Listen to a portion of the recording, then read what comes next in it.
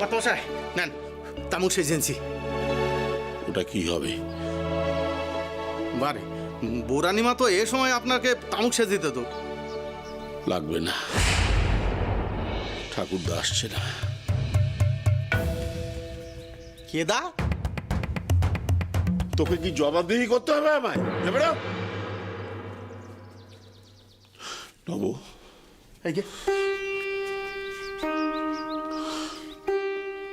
রমা সদুর দাদু এসেছে? আগে না, তিনি তো আসেননি। তবে বাবু কোন্দল ফিরিয়ে এস, এক চা করা নিয়ে যা কাণ্ড চলতেছে তাতে মনে হচ্ছে বাড়ি ভেঙে পড়বে। আমি চা করবো, পারবো না। আমি কোনো দাস করতে আসিনি সংসারে যে আমি সারা জীবন খেটে খেটে মরবো। খুব তো বড় বড় কথা বলেছিলি বাবাকে, সংসারে সব দায়িত্ব নিবি। সংসারে নাকি সুমতি বিরেছে, তো সে সুমতি গেল কোথায়? বুঝেছি, শুধু চলে যাওয়ার সাথে সাথে সুবুদ্ধিও উদাও হয়ে গেছে, তাই না? মানে এই যে শোনো বদ্দি, সাফ সাফ বলে দিচ্ছি, বাবা কি বলেছিল? বাবা কি বলেছিল মনে আছে? মেজ বৌমা এবং ছোট বৌমাকে সংসারের সমস্ত কাজ করতে হবে, বড় বৌমাকে এত কিছু করতে হবে না, ও খালি নির্দেশ দেবে। তবে হ্যাঁ, সদুকে যেন যথাযথ গৃহলক্ষ্মীর সম্মান দেওয়া হয়। বলেছিল সব কাজ আমরা করব, তাই এখন শুধুও নেই আর কোনো সত্তাও নেই। বাবা কি বুদ্ধি, কি বুদ্ধি! তো বাবা তো একথাও বলেছিলেন আমায় কোনো কাজ না করতে, শুধু তদারকি করতে। তুইও পরিষ্কার শুনে রাখ, আমি কোনো কাজ করতে পারবো না, পারবো না।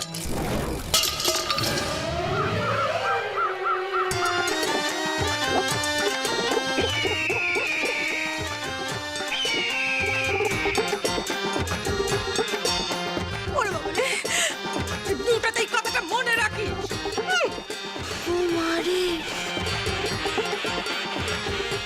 এই খেস কাকসিল পর্যন্ত উড়ি গেল হয়।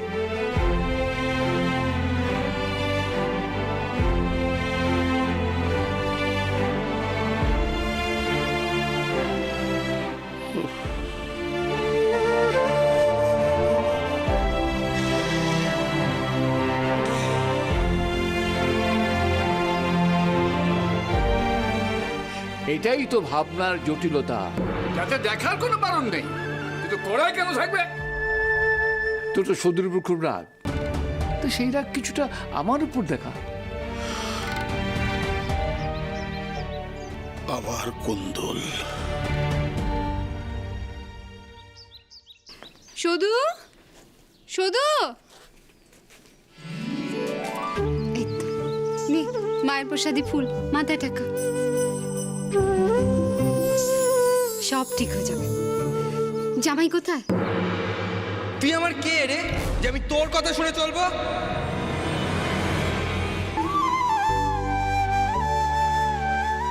কিরে চুপ করে রইলি যে বড়?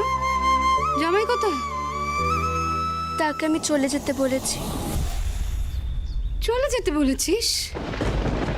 হ্যাঁ, আর ওকে এখানে আসতে বারণও করেছি। এখানে আসতে বারণ করেছিস? কেন বারণ করেছিস? শুধু তুই জানিস তোর জ্বরের খবর পাওয়া মাত্র সঙ্গে সঙ্গে সেই দাদুর ঘর থেকে ওষুধ নিয়ে তোর কাছে ছুটে এসেছে। সারা রাত তোর পাশে বসে তোর মাথায় জল পট্টি দিয়েছে, মাথায় বাতাস করেছে। তুই তাকে চলে যেতে বললি?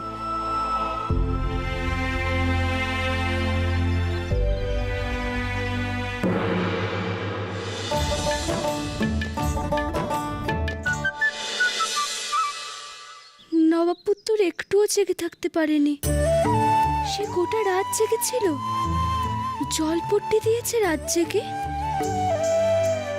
তুই কিন্তু শঙ্করকে কষ্ট দিলি শুধু।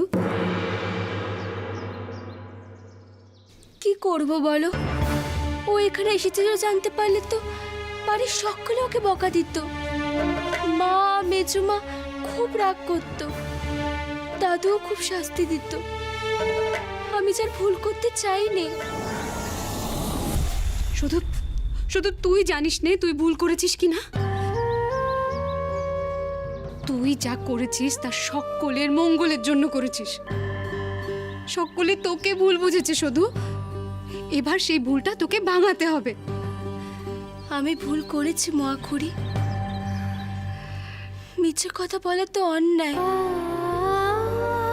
দেখো, আগে যখন মিছে কথা বলতাম তখন সকলে কেমন খুশিতে থাকতেন, কিন্তু যেদিন থেকে সবাই সত্যিটা জেনে গেলেন সেদিন থেকে সবাই কেমন রেগে গেলেন। আমাকে কেউ আর ক্ষমা করবেন না, কোনোদিনও করবেন না।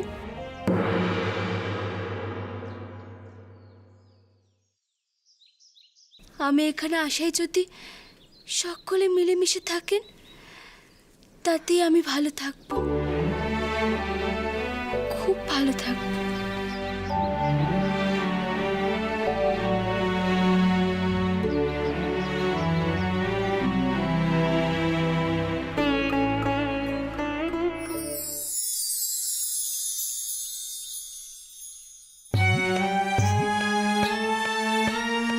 তুমি জানলে কি করে যে আমি এখানে আছি? আর তুমি যেখানে এসেছো সেটা বাড়ির লোকেরা জানে তো। হয় তোমার নবাব পুত্র, তুমি এখান থেকে চলে যাও। পাকা মেয়ের শাস্তি পাওয়াই উচিত। এত কিছু হয়ে গেল তারপরেও কোনো শিক্ষা পেল না, এমন ভান করছে যেন কিছুই হয়নি। মা খুড়ির বাড়িতে আমার থাকাই ভুল হয়েছে। পাকা মেয়ে, খুব পাকা।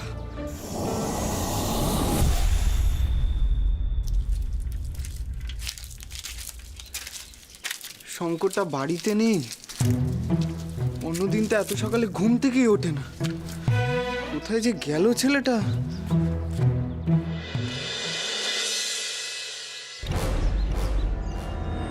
শঙ্কর না? হ্যাঁ শঙ্কর,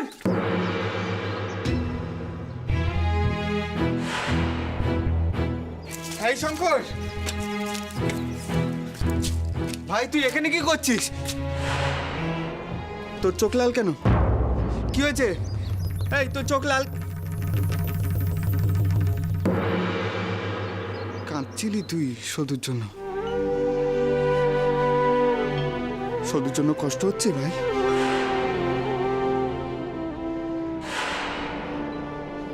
কোনো মিথ্যেবাদীর জন্য আমার কষ্ট হয় না। দাঁড়া দাঁড়া ভাই, কথা আছে। দাদা, তোমার যদি সদুকে ছাড়া কোনো কথা থাকে তাহলেই তুমি বলো, নাহলে আমায় যেতে দাও। যারা আমাকে ঠকায় আমি তাদের নিয়ে কথা বলতে চাই না। মাথা ঠান্ডা কর ভাই, মাথা ঠান্ডা কর। বিবেক যন্ত্রণার ভারে নুয়ে পড়ছে আমি ভাই। কাল থেকে গলা দিয়ে জল নামেনি। সবাই অন্যায় করলো সদুর প্রতি, সবাই। ভাই তুই অন্তত সদুকে ভুল বুঝিস না। তো একবারও জানতে ইচ্ছে করছে না কেন শুধু এ কাজ করলো? একবারও জানতে ইচ্ছে করছে না। আমার কথা শোন ভাই, আমরা দুই ভাই মিলে খয়েরকোটায় যাই। সদুর সাথে, সদুর দাদুর সাথে কথা বলাটা দরকার ভাই। যারা মিথ্যে কথা বলে তাদের জন্য আমার দয়া হয় না, আর আমি কিচ্ছু জানতে চাই না। তোমার যদি যাওয়ার থাকে বড়দাদা, তাহলে তুমি একা যাও, আমি সদুর মুখ দেখবো না। এমন কথা বলিস না ভাই, এমন কথা বলিস না। তুই তো নিজে চোখে দেখেছিস বল সদুর প্রতিভা, দেখিসনি?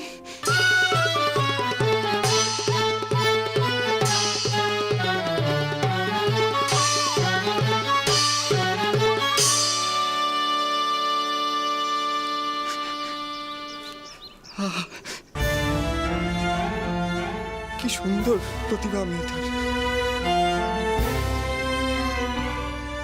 প্রতিভা নষ্ট করে দিস না ভাই। তুই অনুমতি না দিলে শুধু কেমন করে অভিনয় করতে পারবে বলতো? ভর দাদা, আমার অনুমতি ছাড়া কি এতদিন কিছু থেমেছিল? ধরা না পড়লেও কিছু কি থামতো? থামতো, থামতো শঙ্কর, থামতো।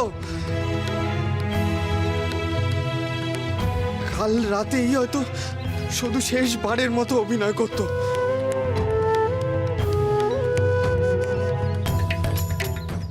শঙ্কর, শঙ্কর, তুই নিজে বুকে হাত রেখে বলতো, শুধু তোর জন্য কিচ্ছু করেনি?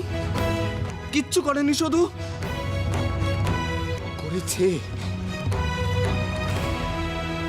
সেই কথাগুলো মনে কর না ভাই, মনে কর, দেখবি দেখবি রাগ কমে গেছে। কমছে না, কমছে না, কিচ্ছু কমছে না। ও যত না আমার জন্য ভালো করেছে, খারাপ বেশি করেছে। ওর কোনো ভালোই আমি দেখতে পাচ্ছি না। কেবল শুধু না, তুমি, লক্ষ্মী দিদি, গণেশ, তোমরা সবাই মিলে আমাকে ঠকিয়েছো। আমি লেখাপড়ায় ভালো নয়, আমি বন্ধুদের সাথে ঘুরে বেড়াতে ভালোবাসি, আমি একটুতেই রেগে যাই। সেই জন্য আমাকে তোমরা খুব বোকা ভেবেছো না বড়দাদা? তোমাদের সাথে মেশার যোগ্য মনে করতে না, তাই না? তাহলে এখন এত কেন প্রয়োজন পড়ছে এই বোকা ছেলেটাকে বোঝানোর? শঙ্কর, শঙ্কর, শঙ্কর শোন, শঙ্কর!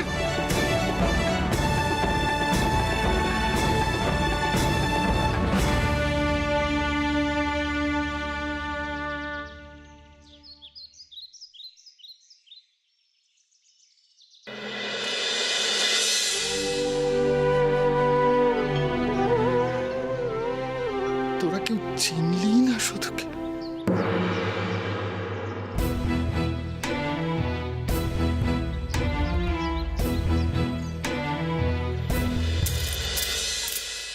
আরে তাড়াতাড়ি গুঁড়ো কর, মাঞ্জা দিতে হবে তো।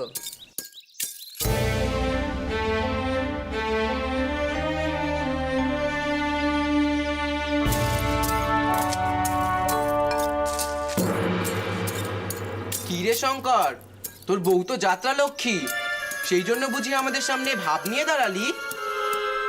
আমার জন্য কাঁচ গুঁড়ো করেছিস? না তো, তোর বউ তো তোকে মাঞ্জা দিতেই দেবে না।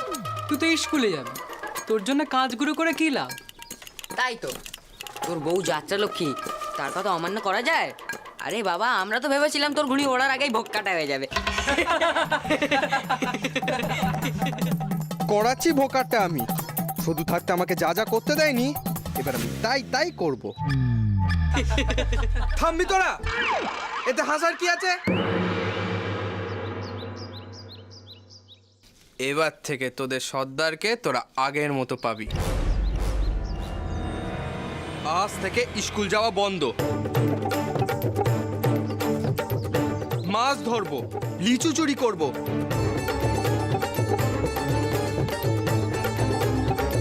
মাঠে ফুটবল খেলবো, আমরা মাঞ্জা বানাবো, ঘুড়ি ওড়াবো, আগে যেমন ছিলাম সেই রকম হয়ে যাব। তোরা বস, আমি আসছি।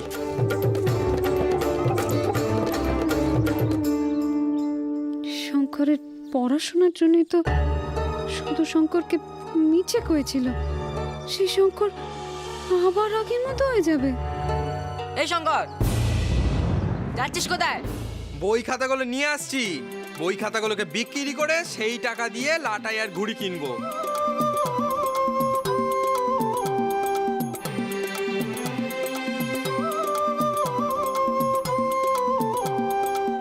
সর্বনাশ!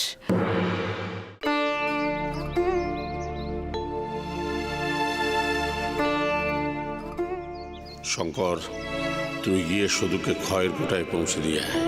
ওর এখানে থাকার দরকার নেই। শুধু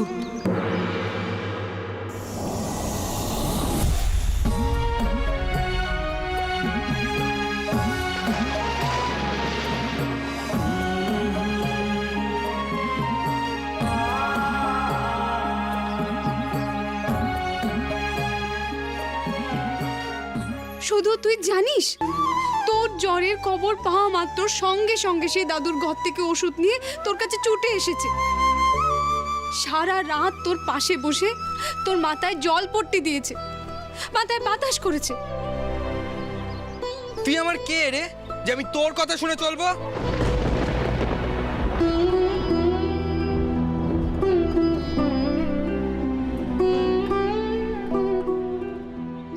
শুধু শুধু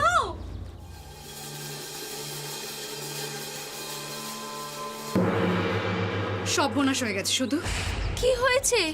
শঙ্কর বন্ধুদের কয়েছে যে ও আগে যেমনটি ছিল তেমনটাই নাকি হয়ে যাবে। বাড়িতে গেছে বই খাতা আনতে,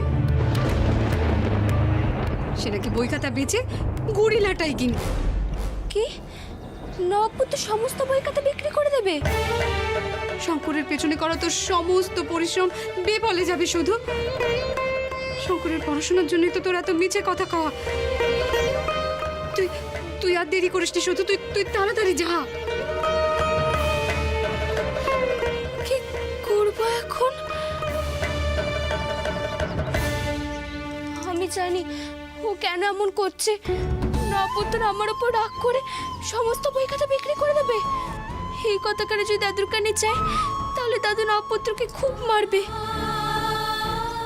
না না, আমি দাদুকে কথা দিয়েছিলাম। দাদু তুমি চিন্তা করো নি, আমি নবপুত্রকে পাশ করিয়েই ছাড়বো। এখন আমি কি করি?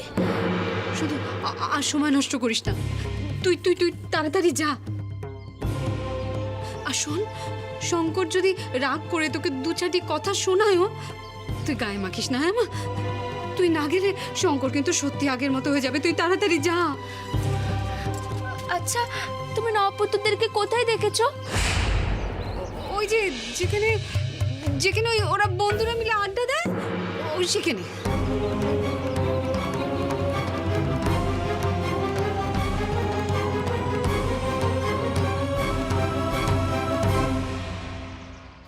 সিদ্ধিদাতায় এই তো মুখুজ্জে বাড়ির গিন্নি বান্নিদের সমস্ত ছিড়ি। হ্যাঁ, এতদিন শুধু সংসার সামলাচ্ছিল, কোনো অসুবিধা হয়নি, কারুর কোনো রকম অসুবিধা হয়নি। অথচ এখন হচ্ছে কেন? কি ব্যাপারটা কি তোমাদের শুনছো? আরে একটা মানুষ সকালবেলায় কাজে বেরোবে, তার দুমুঠো ভাত জুটবে না? ও মূল্য যাও বলি, আমিও তো সেই কথাই বলছি নাকি, কিন্তু আমি করবোটা কি? করবে মানে? কি আশ্চর্য, তুমি করবে না তো কে করবে? বাড়ির বড় বউ তুমি, তুমি করবে না? না না না না না, ওটি হচ্ছে না। ওই বাড়ির বড় বউ বলে হুমড়িকে হেসেলে পড়তে আমি পারবো না। ওই ছোট মেজের সাথে মুখ লাগাতে আমি পারবো না, কই দিল। ও আরে, আমরা দুজনে তো সাতজনের রাই কাটি না। তবে হ্যাঁ, একটা কথা সাফ সাফ জানিয়ে দিচ্ছি, আর কাজ করতে পারবো না। গায়ে হাত পায়ে খুব ব্যথা, পারবো না আর কাজ করতে। হলা হলা বদিকা বদি, মেজদিগো যেমন বললো যে কাজ করতে পারবে না, তুমি কিন্তু আবার আমাকে কাজ করতে বলো না। তুমি তো জানোই বাপু বদিগো, আমার তো বাতের ব্যথা। শুনলে শুনলে বেতরোগীর কথা তুমি শুনলে? হ্যাঁ, আমিও স্পষ্ট বলে দিচ্ছি, বাবা বলে দিন কাকে কোন কাজ করতে হবে, ভাগ করে দিন। আমার ভাগে যে কাজ পড়বে আমি করে দেবো। ও কি কি কি সর্বনাশ! হ্যাঁ, এর মধ্যে ভাগযোগ এসে জুটেছে। ও বাবা, বাবা, ও বাবা,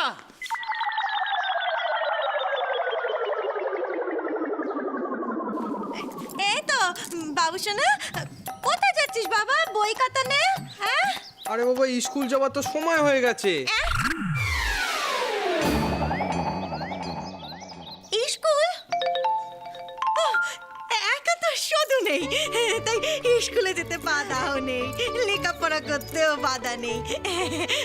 যা বাবা যা, এখন বরং না ভালো করে মন দিয়ে লেখাপড়া কর, বেশি বেশি করে লেখাপড়া কর। যা বাবা যা, স্কুলে দেরি হয়ে যাবে। যা, সাবধানে আয়, সাবধানে। দুর্গা দুর্গা। বলি ব্যাপারটা কি? সকাল থেকেই কোন্দল শুরু হলো কেন? আমি তো নবকে দিয়ে অনেকক্ষণ আগে থেকেই বলে পাঠিয়েছিলাম যে রুগী দেখতে যাব। তা আমাকে কি খালি পেটে যেতে হবে নাকি? সেই কথাই তো হচ্ছিল। শঙ্করকে তো খালি পেটে বেরোতে হলো পেটে বিদ্যে ভরার জন্য, আমাকেও তাই যেতে হবে। তার মানে হ্যাঁ, শুধু তো এতদিন সংসার সামলাচ্ছিল, তাকে নিয়ে সমস্যা হয়েছে, সে চলে গেছে, ব্যাস বাকিদের হাতে পায়ে তালা লেগে গেছে। বাবা বাবা ঘুরে ফিরে সেই নন্দ ঘোষ। বাঘের বেলায় তো কেউ কিছু কম যাবে না, আর জল টানার বেলায় শুধু আমি একা। আমাকে ওই তালা চাবির তলে ফেললে চলবে না, বলে রাখলুম। কি ব্যাপার মেজ বৌমা, ছোট বৌমা, তোমরা কাজ করছো না? তোমাদের নাকি বোধোদয় হয়েছে? হয়েছে তো বাবা, বোধোদয় হয়েছে, কিন্তু তা বলে কি কারো শরীর খারাপ করতে পারে না বলুন তো? আমার শরীরটা খুব খারাপ বাবা, এই তো কাল থেকে মাথাটা এমন বনবন বনবন বনবন করছে যে যন্ত্রণায় দাঁড়াতেই পারছি না। ঠিক করে বলো, ঠিক করে বলো, মাথা ঘুরছে না যন্ত্রণা হচ্ছে, কোনটা? ওই তো বাবা, ঘুরতে ঘুরতে যন্ত্রণা করছে বা যন্ত্রণা করতে করতে ঘুরছে। ওষুধ দিন বাবা।